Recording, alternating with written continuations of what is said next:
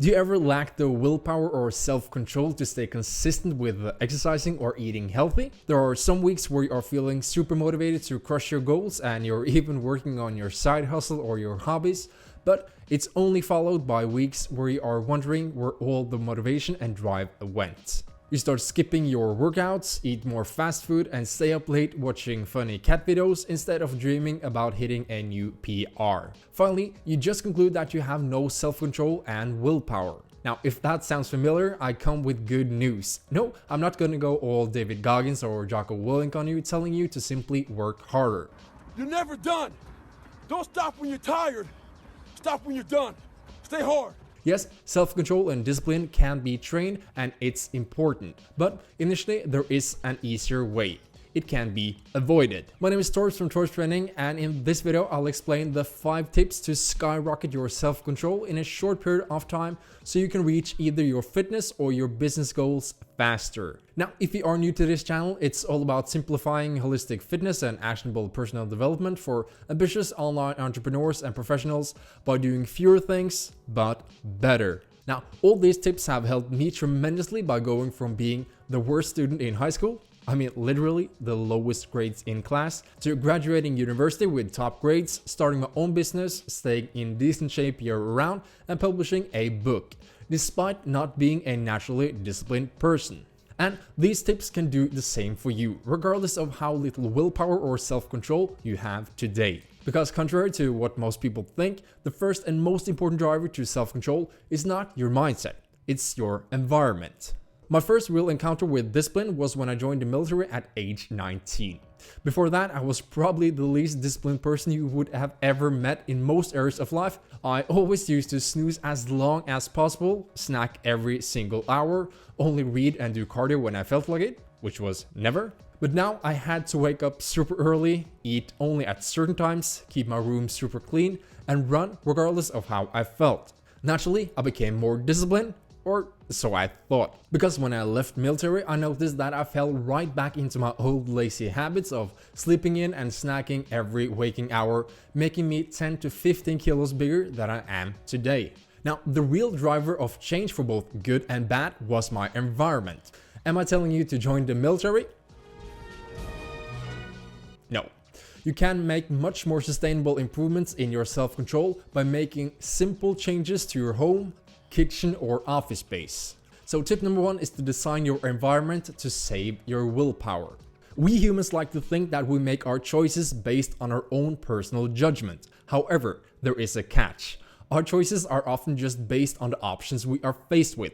For example, let's say you walk into your kitchen and suddenly spot a bowl of cookies on the counter and you start snacking. Since you probably were not deliberately searching for cookies before they occurred in front of you, your choice of eating cookies was simply a reaction to an option you were faced with. As James Clear puts it in Atomic Habits, the secret to self-control is simply to structure your environment so you don't have to use it. And that is true regardless of what you are trying to achieve, whether that's learning a new skill, doing your homework, working out, or eating healthy. So in the case of mindless snacking on candy throughout the week, try to simply avoid buying the foods on your avoid list to eliminate the occurrence of these options, and thus save your willpower. In fact, studies show that willpower is a diminishing resource that gets strained during the day the more you use it. In a famous study known as the cookie experiment, researchers brought people into a room filled with the aroma of freshly baked cookies. The table before them held a plate of cookies and a bowl of vegetables.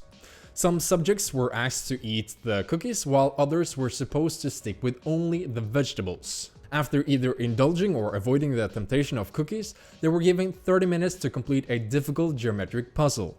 The researchers found that the people who ate vegetables and resisted the tempting cookies gave up on the puzzle after 8 minutes, while the lucky cookie eaters persevered for nearly 19 minutes on average. Now, the conclusion was that drawing on willpower to resist cookies had drained the subject's self-control for subsequent situations. So what is actually willpower? Willpower is the ability to delay gratification, resisting short-term temptations in order to meet a long-term goal. But you can also see willpower as a battery fueling your self-control. That means it's a diminishing resource that gets strained the more you use it to resist temptations during the day. In fact, when drawing on willpower to resist snacks, using social media during work, or any other temptations, you drain your self-control for subsequent situations like eating healthy, working out, or staying focused on your most important items on your to-do list. So seemingly disciplined people are actually not any better at avoiding temptations when they are put in front of them. They are simply better at structuring their day so they don't have to use discipline.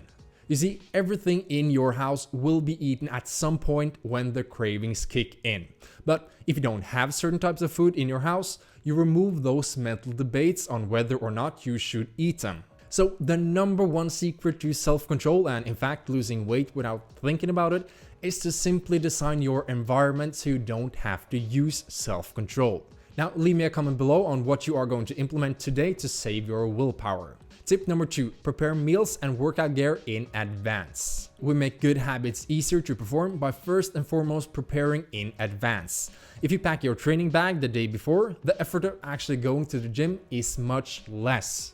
Preparing healthy meals in advance also makes it much easier to make better choices when your hunger kicks in, and you don't have time to make that healthy chicken salad instead of a quick toast. So when your fridge contains a few Tupperware boxes with the ready-to-go nutritious meals, your success rate of actually eating healthy increases dramatically. It all comes down to planning and preparing in advance. Ideally, you should separate the time for planning and preparing and execution time. I remember an old quote by a guy named called Brian Tracy saying that each minute spent in planning saves 10 minutes in execution. I'm not sure what research that actually backs this up, but you get the point. So if you plan your day and your workouts in advance, ideally the day before, the gym becomes a place where you use all your energy and willpower on simply executing, not dwelling on what your next move should be. Tip number 3, eliminate decisions. Now that we have eliminated physical distractions draining your willpower, let's talk about how making decisions over and over again will drain your willpower. This is true even if it's the same tiny little decision, like constantly resisting the urge to check your email or constantly trying to follow a new strict diet. You see, constraints can make it easier to stick to good habits by eliminating the number of decisions you need to make to move forward. So we often say that we want more options in life, but when it comes to getting things done, options aren't always a good thing. When everything is a possibility, it actually becomes harder to make the right choice or any choice at all. This is called the paradox of choice. You see, if we place a constraint on ourselves, it actually becomes much easier to get something done. That's especially true if it's a constraint that forces you to start small. If you want to start exercising, set a rule for yourself that you're only allowed to exercise for 5 minutes. Then you have to stop exercising after 5 minutes before adding 1 more minute per day. In fact, I talked to a reader who used this strategy to make his first weeks of exercise very easy and then gradually built up to do more. He's now run several marathons. If you want to become more creative, you can use constraints to drive your creativity. For example, if you are a designer, you can constrain yourself to only using a black canvas with white lines. That's exactly what Jack Butcher did to make visualize value. In sum, when constraints are applied, you use all your willpower on execution and less on deciding what to execute on. Further, if you want to eat healthy, you could limit yourself to eating the same meals for breakfast, lunch, and dinner this week. You see, by limiting the number of choices you have to make, it's actually more likely that you will eat something healthy rather than getting overwhelmed by trying to figure out all the details of a perfect diet. In fact, the leanest people I know eat the same food almost every day. Personally, my first 2 meals are always the same while I rotate the dinner among my 5 best recipes. Also, that's why intermittent fasting works so great. You eliminate the decision whether or not to snack before bed or what to eat for breakfast. You don't eat anything in that period. I actually got this idea from Tim Ferriss behind the 4-hour workweek. You make one big decision to rule out 1,000 small subsequent decisions. Less decisions equal more willpower saved for what really needs your attention. So key point, we often think that we want an open road with the ability to choose any direction for ourselves. But sometimes what we really need is a tunnel that reduces our choices and sends us in a focused direction towards one goal. Now, before we move on to tip number 4 and 5, make sure to comment below what you will implement today. Not tomorrow, today. Okay, let's move into the more challenging areas. If you want to build lasting habits, it's key to join a group where your desired behavior is the normal behavior.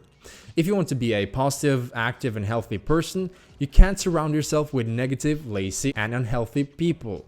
Over time, you become the sum total of the people you identify most with, regardless of how strong-minded, resilient, or independent you believe you are. The values of your peer group form your attitude, so choose with care. That even goes for what people you follow or info you consume online. Unfollow, mute, and avoid unhealthy, negative input ruthlessly. Tip number 5, change your lens. If you can't change your physical environment or your peers, change the way you mentally frame hard things. Essentially, you trick your brain to like doing hard things. See how each workout is an essential stepping stone on your journey towards your goal. The more positive you are able to frame the long-term benefits of a hard task, the less you need to drain your willpower to get it done.